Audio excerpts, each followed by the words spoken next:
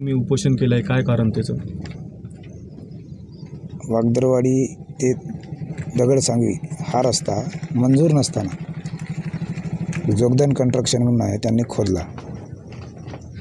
आमचा रस्ता चांगला होता अगोदर, पण त्यांनी विनाकारण खोदून त्याचे बिल पण उचललेलं आहे आणि हा रस्ता केलाच नाही. असं एक वेळा नसून 2 ते 3 वेळा त्यांनी बिल उचललेलं आहे, पण रस्ता काही झाला नाही. कागदावरच रस्ता झालेला आहे. माळाकुळी ते वागदरवाडी, माळाकुळी ते वागदरवाडी चोंडी दगडसांगवी हा रस्ता आहे. आणि हा काय आहे? गुत्तेदारांचं नाव काय आहे? जोगदन कंस्ट्रक्शन म्हणून. जोगदन कंस्ट्रक्शन.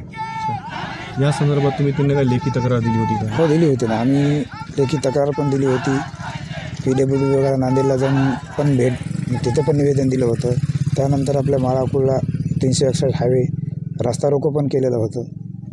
हे एवढंसुद्धा करून त्यांनी खोटे आश्वासने देऊन आजपर्यंत काही केलेलं नाही.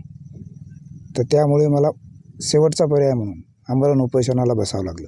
आज 10वा दिवस असूनसुद्धा कुठलाच प्रशासन सकारात्मक प्रतिसाद देत नाही किंवा साधी चौकशीसुद्धा आतापर्यंत काही कुठलं पत्र मला दिलेलं नाही. संबंधित विभागाने किंवा तहसीलदारांनी येऊन काही भेट दिली का उपोषणाला? त्यांचा प्रतिनिधी आला का? नायब तहसीलदार आले होते. त्यांनी फक्त चौकशी करू इतकेच बोलून गेलेलं आहे. बाकी कुठलीच चौकशी झाली नाही, कुठलाच विषय झालेला नाही.